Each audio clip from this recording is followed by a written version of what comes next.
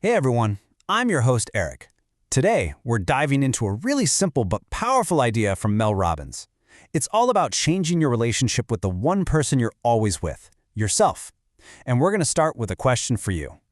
Seriously, think about it for a second. When you looked in that mirror today, what was the first thought that popped into your head? Was it something like, all right, you look great, let's go get 'em? Or was it more like, ugh, look at those bags under my eyes. This is going to be a long day. Look, if you're like most of us, that inner critic is just loud. It's funny, right? We're so good at pumping up our friends and our teams, but when it comes to ourselves, we turn into our own worst critic. So, in this explainer, we're going to break down exactly how to flip that script. First, we'll get into why our brain defaults to the negative. Then we'll look at how something as simple as a high five can actually reset it. After that, we'll walk through a super practical 5-day challenge. And finally, we'll talk about how to take this and make it a whole new mindset. Okay, so let's start with the why. Why are we so hard on ourselves? The most important thing to get here is that this is not some personal failing. It's not your fault. It's actually a feature, a kind of default setting in our brain's programming that we have to understand before we can even begin to change it. This default setting, it's called the negativity bias. Just think about our ancestors for a minute. If they heard a rustle in the bushes, what was the better survival strategy? To assume it was a cute little rabbit or a giant saber-toothed tiger? Well, obviously, the ones who prepared for the tiger are the ones who survived. So because of that, our brains are basically like Velcro for negative stuff and Teflon for positive stuff. We're literally wired to scan for threats, and in our modern world, that often just means focusing on our own flaws and all the things that could go wrong.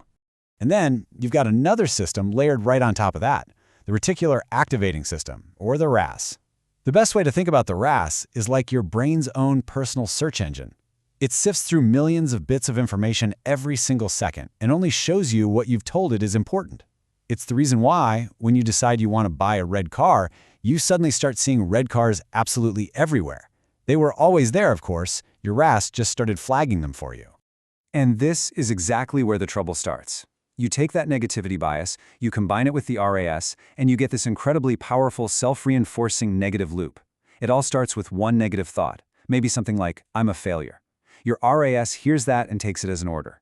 It immediately goes to work, searching for proof. And it'll find it. It'll find that one critical email, your boss's weird frown in a meeting, that tiny mistake you made, and it serves it all back to you as cold, hard evidence. And that just makes that original negative belief even stronger. It's a vicious cycle we can get stuck in for years. So, how in the world do we break out of this cycle? Well, the solution might sound a little silly at first. But I promise you, behind this very simple action, there's some really solid science that can literally short-circuit that negative feedback loop. So giving yourself a high five in the mirror actually hacks your brain in 3 key ways. First off, it's what's called a pattern interrupt. That automatic negative voice in your head just stops. It's frozen for a second because the action is so bizarre and unexpected. Your brain has to pause and go, wait, what just happened?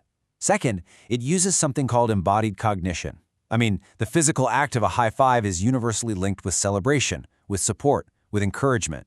You are literally using your body to teach your mind to be on your own team.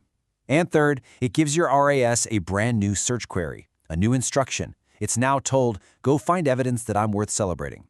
And look, if you're sitting there thinking this is absolutely crazy, you're not alone. Even the author Mel Robbins says that the first time she did it, she thought she was losing her mind. Acknowledging that it feels weird is actually part of the process. The real power comes from doing it anyway, even when it feels awkward. All right, so theory is one thing, but practice is where the real change happens. So let's get into the practical side of this. This isn't about some huge lifelong commitment right out of the gate. It all starts with a simple, really low-stakes 5-day challenge.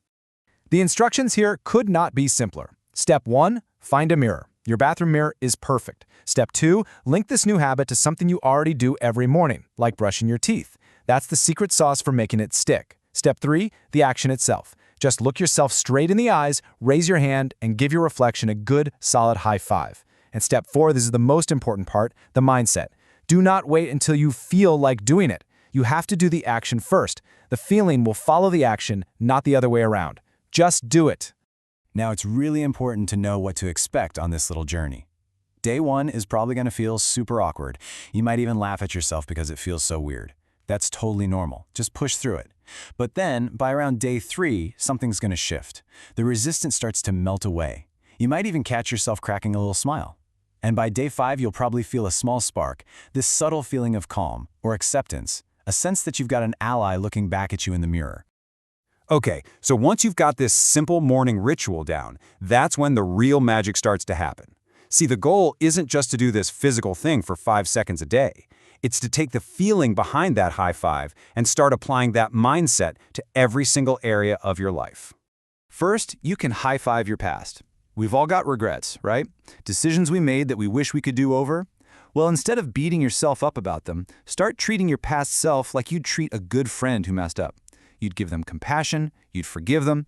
So you can mentally give that younger you a high five and just say, hey, you did the best you could with what you knew back then. I forgive you. We're good.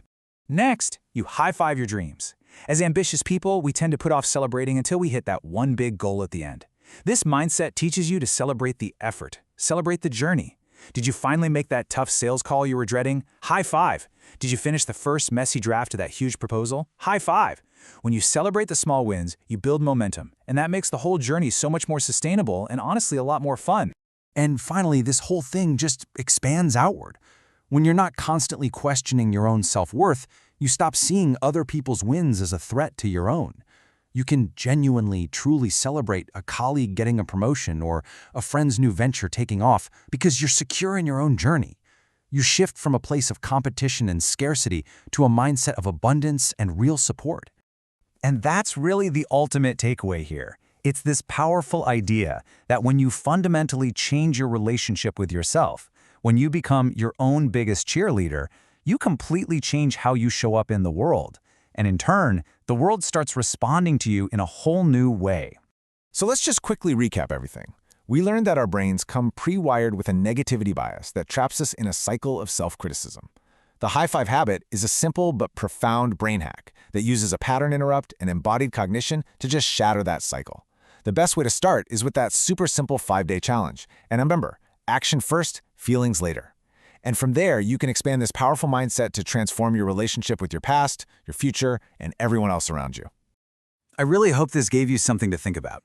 But please, don't just let this be another interesting idea you heard. I'm actually challenging you. Try it. Start your 5-day challenge tomorrow morning and see what happens.